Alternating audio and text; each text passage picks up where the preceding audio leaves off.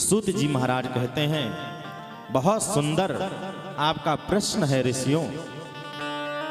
जो बड़े बड़े योगियों को दुर्लभ है, जो बड़े बड़े ज्ञानियों को दुर्लभ वैकुंठ है, वह भी गुरु कृपा से सुलभता से प्राप्त हो जाती है। इसीलिए चिंतामणि की बात करते हो, चिंतन की करते हो, हम आपको बहुत सुंदर सी बात बताने जा रहे हैं। सूत जी महाराज, गुरु कृपा का प्रसाद जो हमें प्राप्त है वही मैं आपको बताने जा रहा हूं।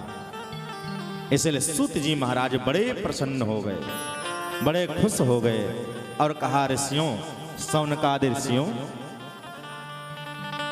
मैं आपको बड़ा दिव्य ज्ञान आपको देने जा रहा हूं और बड़े प्रेम के साथ, स्नेह के साथ में समस्त शास्त्रों का जो सार है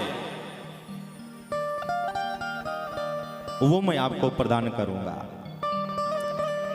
जो समस्त शास्त्रों का सार संसार के भय को नष्ट कर देगा, और इसे आप सावधान होकर के सुनो। कैसे सुनो? सावधान तया शृणु। कैसे सुनना है? सावधान होकर के सुनना है। इसीलिए कथा सुनो तो उसका एक नियम है। नियम क्या है? बोले पालती मार करके बैठ जाओ। हाँ, बिना पालती मार करके कथा नहीं सुननी चाहिए। लेकिन जिनके घुटनों में दर्द है वो कुर्सी पर भी बैठ सकते हैं, उनके लिए छूट है। उनके लिए ये नियम लागू नहीं होता है। इसीलिए कोई चीज अगर कथा सुननी है, सत्संग में आना है और सत्संग में बैठना है तो करो क्या? बोले सावधानतया शृणु। सावधान होकर के गोविंद की कथा का श्रवण करना चाहिए। सूत जी महाराज कहते हैं, ऋषियों, संसार में बड़ा डर है और वो भी डर है मृत्यु का। और ये मृत्यु का भय, मृत्यु का डर हर एक प्राणी को लगा हुआ है कि मुझे मरना है, मुझे मरना है। और मरना तो सबको है महाराज, क्योंकि आया है सो जाएगा राजा रंग फकीर। कोई सिंहासन चढ़ चला, कोई बंधा जंजीर। कोई सिंहासन चढ़ करके जाता है, को हथकड़ी और बेड़ी लग करके जाता है, लेकिन जाना सबको है।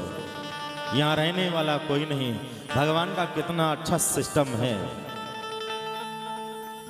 भगवान का कितनी बढ़िया विधि है भगवान की, कि चाहे जितना बड़ा परिवार हो, लेकिन परमात्मा एक एक करके ऐसे बुलाते हैं कि इस परिवार को पता भी नहीं लगता और घर खाली हो जाता है। एक एक करके सब चले जाते हैं, लेकिन पुराने पुराने चले जाते हैं और नए नए आते जाते हैं।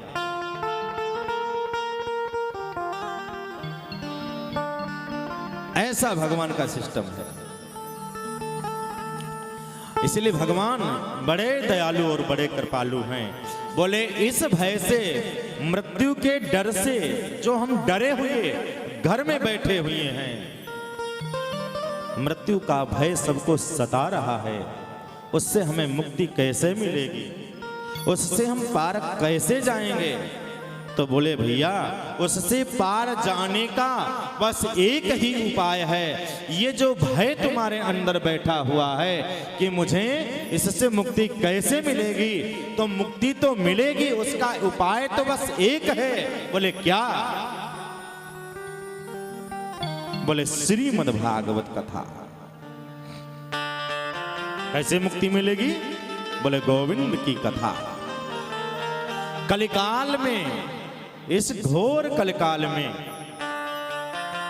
अमृत्यु के ऊपर विजय प्राप्त करना है, भय मिट जाए, मरने का जो भय मिटा दे, उसी का नाम है कथा।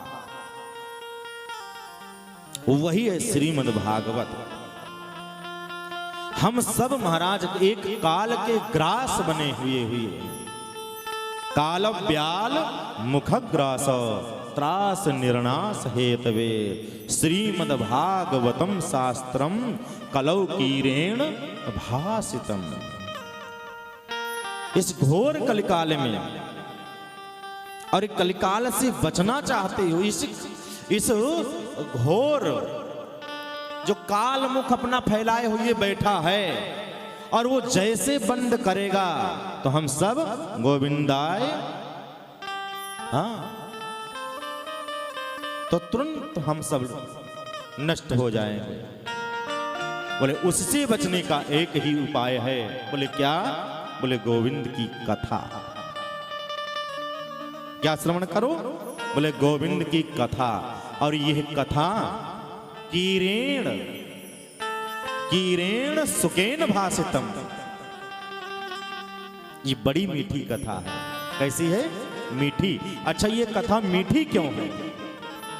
ये कथा मीठी क्यों है? मीठी तो कथा इसलिए है क्योंकि इसमें तोते ने अपनी चोंच मारी है, इसलिए मीठी है।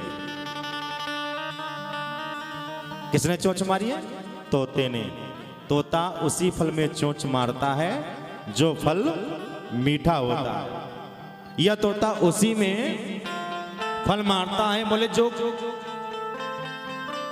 मीठा ना हो, और तोते ने चोंच मार दी तो चोंच मारते ही वो फल मीठा हो जाता है।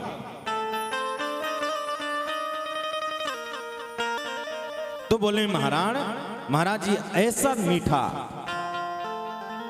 ऐसा प्यारे तोते ने जो चोंच मारी, तो बोले ऐसा ये दिव्य फल है। सुखदेव जी महाराज ने इस जगत में कल्याणकारी भागवत रूपी फल को प्रदान किया है। इसको जो श्रवण कर ले महाराज उसका कल्याण हो जाता है।